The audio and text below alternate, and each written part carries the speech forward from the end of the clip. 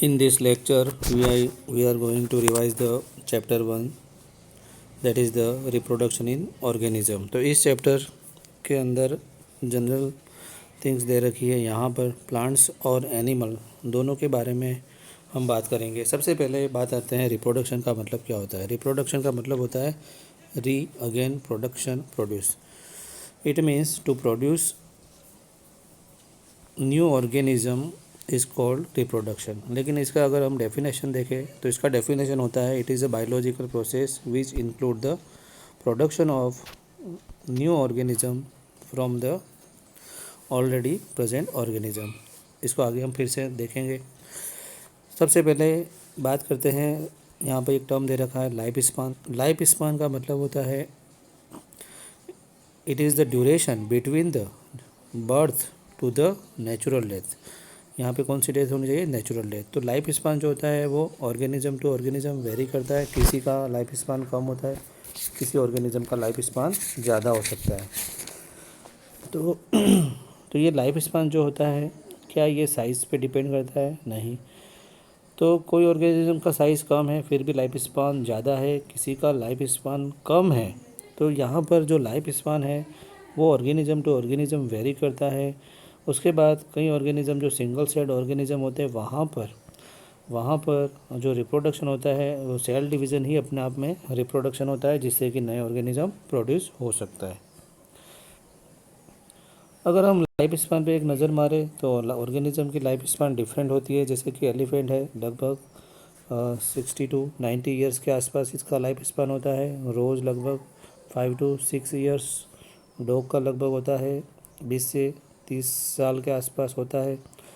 उसके बाद बटरफ्लाई का दे रखा है 1 से 2 वीक्स है। क्रो का 15 ईयर्स। बनाना ट्री का लगभग 20 से 25 साल लगभग होता है। काऊ का होता है 15 से 25 साल। पैरट का दे ही रखा है 140 ईयर्स। उसके बाद देखें क्रोकोडाइल लगभग 60 ईयर्स। हॉर्स का होता है लगभग 62 ईयर्स। फ्रूट फ्लाई का 20 टू 30 डेज़। राइस का 3 टू 4 मंथ यानी 1 सीज़न। टोटोइस का दे रखा है बनियान ट्री का लगभग 200 से 500 साल तक हो सकता है। अब बात ये आती है कि यहाँ पर अगर आप देखते हो ये है क्रो और ये है पैरट। क्रो का सिर्फ 15 ईयर्स है, पैरट का 140 ईयर्स है। तो दोनों में इतना डिफरेंस क्यों है? तो दोनों में इतना डिफरेंस इसलिए है क्योंकि यहाँ पर ऑर्गेनिज्म का साइज़ भले ही सेम है, लेकिन दोनों की जो इंटरनल फिजियोलॉजी होती है वो डिफरेंट होती है। So the life span is mainly depend upon the physiology of the organism. तो यहाँ पे आपको ये बात ध्यान रखनी है कि लाइफ स्पान जो होता है वो किस पे डिपेंड करेगा? ऑर्गेनिज्म की फिजियोलॉजी के ऊपर। So physiology of one organism vary from the other organism, therefore the life span also vary. Life span के अंदर आपको ध्यान रखना है नेचुरल डेथ के बारे में बात होती है, from birth to the natural death. उसके बाद है रिप्रोडक्शन की जो मेन डेफिनेशन है। तो रिप्रोडक्शन क्या है? Biological process in which one organism give rise to the another organism similar to itself. और यहाँ पर रिप्रोडक्शन की अगर बात करें तो इसका इंपॉर्टेंस क्या है? इसका इंपॉर्टेंस क्या होता है? तो maintain the continuity of species generation after generation. तो रिप्रोडक्शन इसलिए रिक्वायर्ड होता है क्योंकि यहाँ पर स्पीसीज को, कोई भी स्पीसीज हो, उसको अपनी जनरेशन को बनाए रखना है, इसलिए रिप्रोडक्शन रिक्वायर्ड होता है। तो यहाँ पर ये लाइफ साइकिल चलता रहता है। ये साइकिल जो है, बर्थ है, फिर ग्रोथ है, फिर डेथ है, और उसके बाद फिर नया ऑर्गेनिज्म प्रोड्यूस होना, और इस तरह से ये लाइफ साइकिल जो है वो कंटिन्यू बना रहता है थ्रू द रिप्रोडक्शन। रिप्रोडक्शन के अंदर अगर हम देखें तो यहाँ पर भी वही दे रखा है, इंटरनल फिजियोलॉजी जो होता है वो वेरी करता है ऑर्गेनिज्म टू ऑर्गेनिज्म। अगर टाइप की बात करें तो 2 टाइप होते हैं, ए सेक्शुअल रिप्रोडक्शन और सेक्शुअल रिप्रोडक्शन। ए सेक्शुअल रिप्रोडक्शन का मतलब होता है जहाँ पर गैमेट का फ्यूजन नहीं होता है, जहाँ पर गैमेट का इन्वॉल्वमेंट नहीं होता, और उसको कहते हैं ए सेक्शुअल रिप्रोडक्शन। जहाँ पर मेल और फीमेल गैमेट का फ्यूज़न होता है उसको हम कहते हैं सेक्शुअल रिप्रोडक्शन। यानी ए सेक्शुअल रिप्रोडक्शन के अंदर नॉर्मली सिंगल पेरेंट होता है, सेक्शुअल रिप्रोडक्शन के अंदर नॉर्मली 2 पेरेंट होते हैं। लेकिन हमेशा 2 पेरेंट होना ज़रूरी नहीं है, क्योंकि कभी कभी सिंगल ऑर्गेनिज्म के अंदर भी मेल फीमेल गैमेट का फॉर्मेशन हो सकता है। इसलिए ज़्यादा बेटर डेफिनेशन क्या होगी? जहाँ पर गैमीट का फ्यूज़न है वो है सेक्सुअल रिप्रोडक्शन, जहाँ पर गैमीट का फ्यूज़न नहीं है, इन्वॉल्वमेंट नहीं है, वो है एसेक्सुअल रिप्रोडक्शन। तो सबसे पहले है एसेक्सुअल रिप्रोडक्शन। तो यहाँ पे डिफरेंट टाइप दे रखे हैं जो आप पिछले क्लासों में भी पढ़ चुके हो। जैसे कि यहाँ पे ईस्ट जो होता है, ईस्ट के अंदर बर्डिंग दे रखा है, बर्ड का फॉर्मेशन होता है और आगे चलकर बर्ड डिटैच होकर नया ईस्ट बनाती है। अमीबा के अंदर बाइनरी फिजन है, यहाँ पर एक अमीबा से दो अमीबा बनते हैं। पहले न्यूक्लियस का डिवीज़न होता है, दो न्यूक्लियस बनते हैं और आगे चलकर यहाँ पर दोनों के बीच में कॉन्स्ट्रिक्शन होता है और इस तरह से दो अमीबा डॉटर सेल्स का फॉर्मेशन हो जाता है। सिंगल सेल्ड ऑर्गेनिज्म के अंदर जैसे देखें लोअर प्लांट्स, जैसे लोअर ऑर्गेनिज्म जो होते हैं मोनेरा प्रोटिस्टा, उसके अंदर जो सेल डिवीज़न होता है उसी के थ्रू नया ऑर्गेनिज्म का फॉर्मेशन हो जाता है। फिर यहाँ पर कुछ और मेथड दे रखे हैं एसेक्सुअल रिप्रोडक्शन के अंदर, जैसे आप देख सकते हो जैसे कि क्लेमाइडोमोनास है। क्लेमाइडोमोनास के अंदर यहाँ पर क्या बनता है, जू स्पोर, मोटाइल स्पोर्स। फिर ये है पेनिसिलियम जिसमें नॉन मोटाइल स्पोर बनते हैं जिसको कहते हैं कोनिडियम। देन हाइड्रा जिसके अंदर बर्ड का फॉर्मेशन होता है। उसके बाद स्पॉन्ज के अंदर गैम्यूल्स, यहाँ पर एक मास ऑफ सेल बनता है। उसके बाद जब फेवरेबल कंडीशन आती है तो ये यहाँ से रिलीज़ होकर नए ऑर्गेनिज्म का फॉर्मेशन कर सकता है। इस तरह से यहाँ पे डिफरेंट मेथड देखने को मिलते हैं, लेकिन यहाँ पर एक मेथड है जो आपको याद रखना है अमीबा के अंदर, एनसिस्टेशन। ड्यूरिंग अनफेवरेबल कंडीशन अमीबा अपने सूडोपोडिया को विड्रॉ करता है और उसके बाद उसके चारों तरफ 3 लेयर की कवर बन जाती है, इसको कहते हैं एनसिस्टेशन। अब ये कवर तो बाहर की तरफ बनी, लेकिन अंदर की तरफ यहाँ पर माइन्यूट अमीबा का फॉर्मेशन होता है मल्टीपल फिजन के थ्रू और इस तरह से बहुत सारे अमीबा बनते हैं। इस प्रोसेस को हम कहते हैं स्पोरुलेशन। तो ये एनसिस्टेशन बहुत इंपॉर्टेंट है, ध्यान रखना अमीबा के अंदर। और बहुत सारे अमीबा जब बन जाते हैं इस प्रोसेस को हम कहते हैं स्पोरुलेशन। फिर यहाँ पे वेजिटेटिव अगर बात करें प्लांट के अंदर एसेक्सुअल रिप्रोडक्शन को नॉर्मली हम कहते हैं वेजिटेटिव प्रोपेगेशन।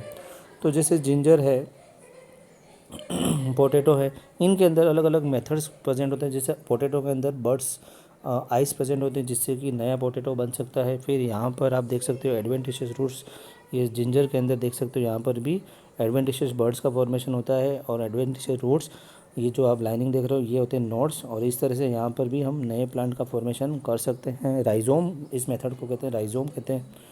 उसके बाद यहाँ पर अगेव के अंदर होता है बल्बिल मेथड। फिर यहाँ पे ब्रायोफिलम के अंदर होता है एडवेंटिशियस बर्ड, यानी लीफ जो होता है, लीफ का कोई पार्ट होता है वो नए प्लांट को प्रोड्यूस कर सकता है। और वाटर हाइसिन के अंदर होता है मेथड का नाम ऑफसेट। तो आपको ये याद रखना है कि प्लांट के अंदर एसेक्सुअल रिप्रोडक्शन को नॉर्मली हम कहते हैं वेजिटेटिव प्रोपेगेशन या वेजिटेटिव रिप्रोडक्शन। तो इसमें और भी मेथड होता है, जैसे रनर है, ग्रासेस में होता है, राइजोम हो गया, सकर हो गया, क्राइसेंथेमम में होता है, ट्यूबर, पोटैटो के अंदर मेथड ऑफसेट, वाटर हाइसिंथ है, बल्ब है, ओनियन के अंदर। तो ये सारे मेथड हैं जिसके थ्रू नया प्लांट हम प्रोड्यूस कर सकते हैं। तो एसेक्सुअल रिप्रोडक्शन हुआ प्लांट के अंदर ये। उसके बाद आगे देखें तो यहाँ पर एक और मेथड होता है फ्रेगमेंटेशन। तो फ्रेगमेंटेशन के अंदर क्या होता है, जो ऑर्गेनिज्म होता है वो फ्रेगमेंट में डिवाइड हो जाता है और ईच फ्रेगमेंट जो होता है नया ऑर्गेनिज्म बना लेता है।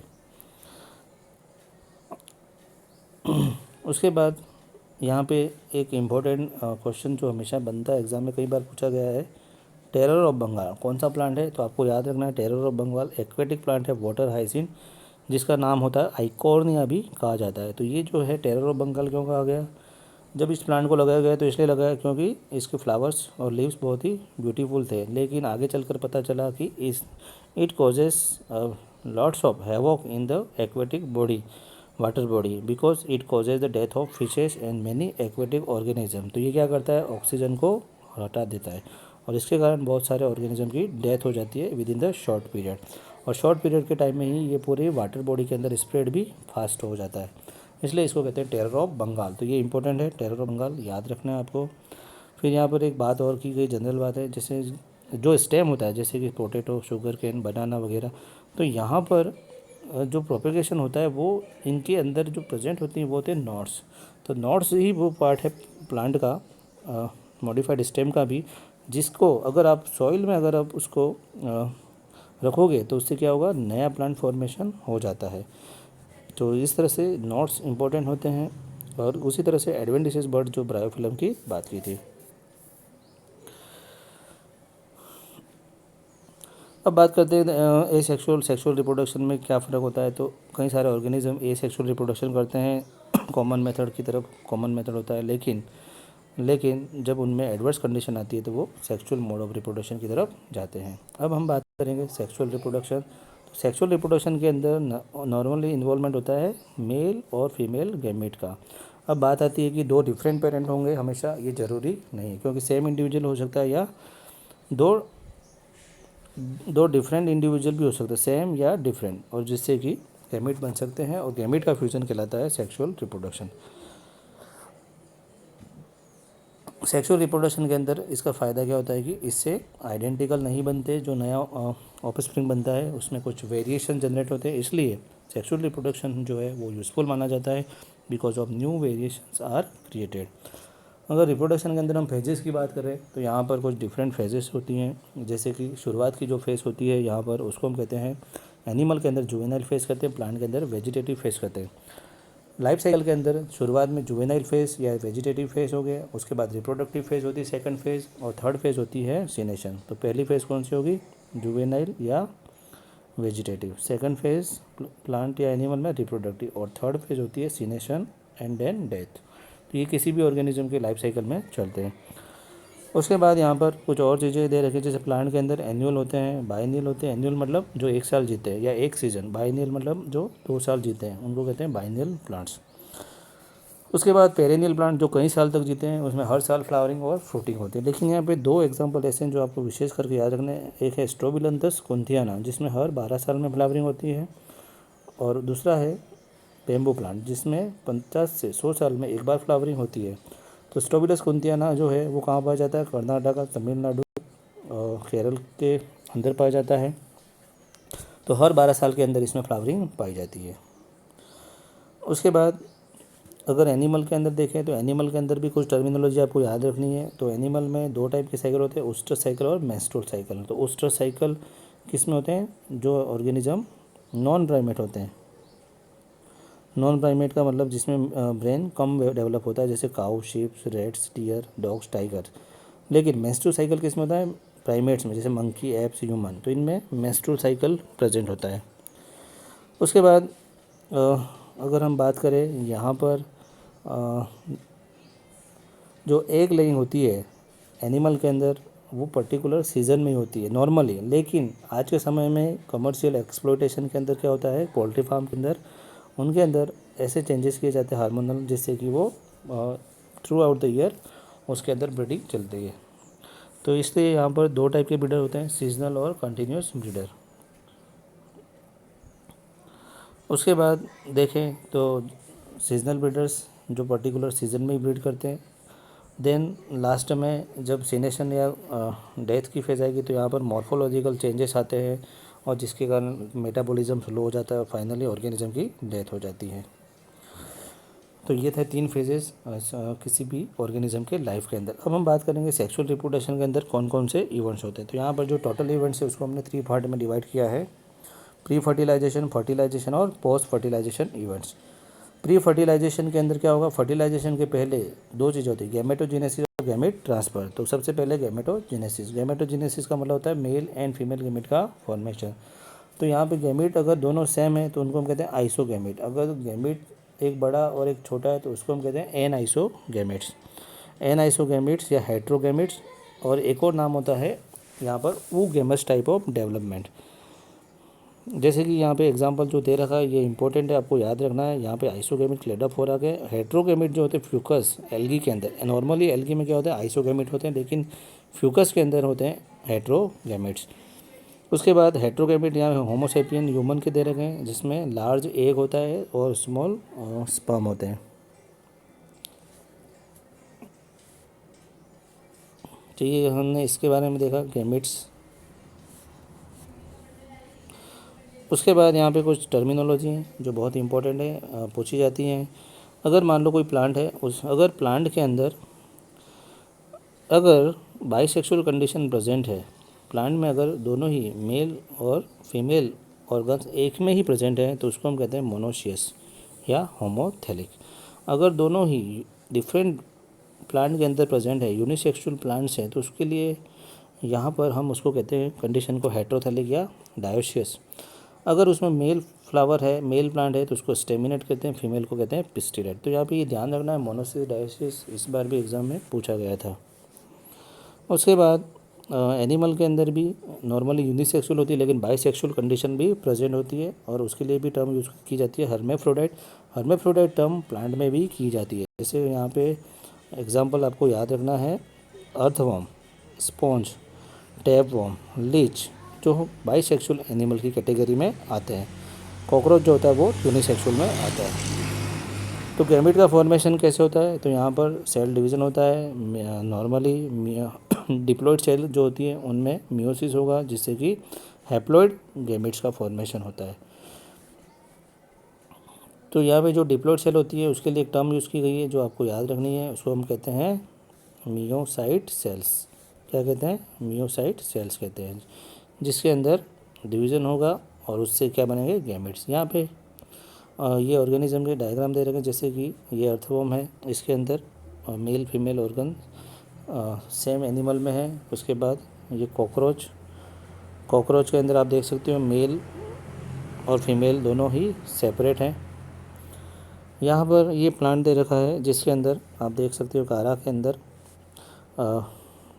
मेल फीमेल एक ही प्लांट के अंदर में है। उसके बाद यहाँ पे मार्केंसिया के अंदर आप देख सकते हो डायोसिस कंडीशन है, मेल फीमेल थैलस दोनों सेपरेट हैं, और ये जो है बाइसेक्सुअल फ्लावर को शो कर रहा है। फिर यहाँ पे क्रोमोसोम नंबर दे रखा है, तो क्रोमोसोम नंबर में यहाँ पे इतना ही ध्यान रखना है कि एक साइड में यहाँ पे डिप्लॉइड है, एक साइड हैप्लॉइड है, मतलब आधा। यहाँ पे जस्ट डबल है, यहाँ पे उसका आधा दे रखा है। जैसे ह्यूमन में 46 डिप्लॉइड है, 23 क्या होते हैं? हैप्लॉइड। तो ये कुछ कंडीशन आपको ध्यान रखनी है। सबसे ज़्यादा यहाँ पे आपको देख सकते हो ओफियोग्लोसम, जो एक फर्न है जिसमें 630 हैप्लॉइड है, तो डिप्लॉइड कितना हो जाएगा? 1260। तो यहाँ पे एक नज़र मारना कि किसके अंदर कितने क्रोमोसोम प्रेजेंट्स होते हैं। उसके बाद नेक्स्ट स्टेप होती है गैमेट ट्रांसफ़र। गैमेट का ट्रांसफ़र जो होता है लोअर प्लांट्स के अंदर नॉर्मली ये किससे होता है? वाटर के थ्रू। तो यहाँ पर जैसे एल्गी, ब्रायोफाइटा, एडोफाइटा में वाटर मीडियम का काम करता है और उसमें गैमेट का ट्रांसफ़र होता है। तो यहाँ पर जो गैमेट बनते हैं उनको लार्ज नंबर में प्रोड्यूस करना पड़ता है। लार्ज नंबर में क्यों प्रोड्यूस करना पड़ता है? 1000 में, क्योंकि यहाँ पर बहुत सारे गैमेट्स का लॉस हो जाता है जो पहुँचने से पहले, इसलिए यहाँ पर लार्ज नंबर में प्रोड्यूस करता है। लेकिन जो हायर प्लांट्स होते हैं उसके अंदर एक फिनोमिनन होता है जिसको हम कहते हैं पॉलिनेशन।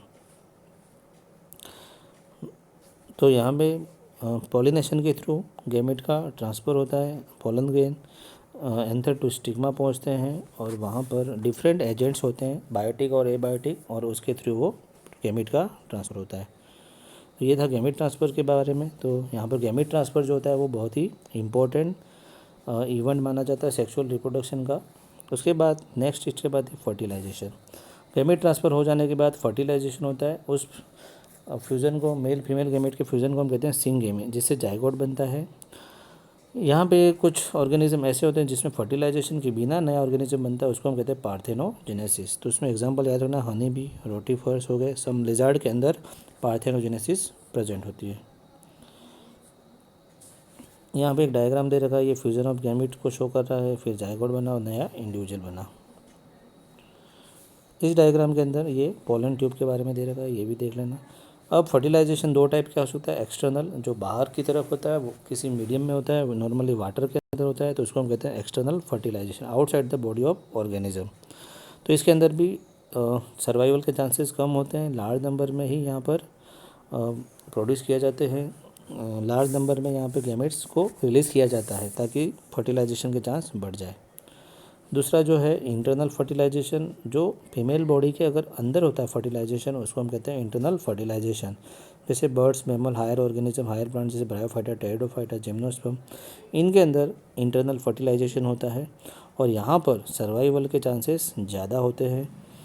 तो यहाँ पर केयर होती है, इसके कारण सर्वाइवल के चांसेस ज़्यादा माना जाता है। और लास्ट है पोस्ट फर्टिलाइजेशन इवेंट, जिसके अंदर जाइगोट जो होता है उसके अंदर अगर फेवरेबल कंडीशन नहीं है तो जाइगोट क्या करेगा, अपने चारों तरफ कवर बना देगा, सिस्ट, और सिस्ट बना के, थिक वॉल बना के वो अपने आप को डेसिकेशन और डैमेज से रोकेगा, और फेवरेबल कंडीशन में वो जर्मिनेट होकर आगे चलकर वो क्या बनाएगा, एम्ब्रियो। तो आपको ये लाइन बहुत याद रखनी है, इंपॉर्टेंट है। जाइगोट क्या है? Vital link that ensure continuity of generation. तो ये बहुत इंपॉर्टेंट है। तो और हर एक ऑर्गेनिज्म की जो शुरुआत होती है वो सिंगल सेल से ही होती है, चाहे वो ह्यूमन बीइंग हो। उसके बाद एम्ब्रियोजेनेसिस, एम्ब्रियो का फॉर्मेशन होने को एम्ब्रियोजेनेसिस कहते हैं। तो जाइगोट के अंदर यहाँ पे दो चीज़ें होती है, cell division and cell differentiation. Division भी होगा और डिफ्रेंशिएशन भी होगा। डिवीज़न और डिफ्रेंशिएशन होने के बाद यहाँ पर डिफरेंट टिश्यूज़ का फॉर्मेशन होगा, टिश्यू से ऑर्गन बनेंगे और ऑर्गन से ऑर्गेनिज्म बनेंगे। इस तरह से यहाँ पर कंप्लीट ऑर्गेनिज्म का डेवलपमेंट होता है। और लास्ट में यहाँ पे आपको ध्यान रखना है, ऑर्गेनिज्म दो टाइप के होते हैं, ओविपेरस और विविपेरस। तो ओविपेरस और विविपेरस, ओविपेरस जो एग लेइंग होते हैं, आइदर फर्टिलाइज्ड और अनफर्टिलाइज्ड एग लेइंग करते हैं, जिसके अंदर बाहर डेवलपमेंट होता है ऑर्गेनिज्म के बाहर, ओविपेरस कहलाते हैं। तो उनके तरफ चारों तरफ एक हार्ड कवर बनता है कैल्केरियस कैल्शियम कार्बोनेट का, जो उसको प्रोटेक्ट किया जाता है। और जब इंक्यूबेशन पीरियड पूरा होता है उसके बाद नया ऑर्गेनिज्म उससे बाहर आ जाता है। दूसरा होता है विविपेरस। विविपेरस में जिसके अंदर ह्यूमन बीइंग आते हैं, जिसके अंदर ऑर्गेनिज्म का जो डेवलपमेंट फीमेल ऑर्गेनिज्म के अंदर होता है, स्टेज सर्टेन स्टेज के बाद जब डेवलपमेंट हो जाता है उसके बाद उसको बाहर डिलीवर कर दिया जाता है। तो विविपेरस के अंदर सर्वाइवल के चांसेस ज़्यादा होते हैं, पेरेंटल केयर ज़्यादा होते हैं, इसलिए यहाँ पर इसको बेटर माना जाता है। प्लांट के अंदर भी फर्टिलाइजेशन होता है, जिसके अंदर ओवल के अंदर फीमेल गैमेट होता है, जिससे पोलन ग्रेन के अंदर जो गैमेट्स होते हैं पोलन ट्यूब के थ्रू वहाँ तक पहुँचते हैं। उसके बाद फर्टिलाइजेशन होता है। फर्टिलाइजेशन के बाद जो ओव्यूल होता है, जो हम नेक्स्ट चैप्टर में बहुत डिटेल में दे रखा है, ओव्यूल होता है वो सीड में बदलता है, ओवेरी फ्रूट में बदलती है, और उसकी जो वॉल होती है वो फ्रूट वॉल पेरिकार्प कहलाती है। और इस तरह से यहाँ पर सीड जो होते हैं वो बनते हैं और फेवरेबल कंडीशन में वो जर्मिनेट होकर नया प्लांट बना देते हैं।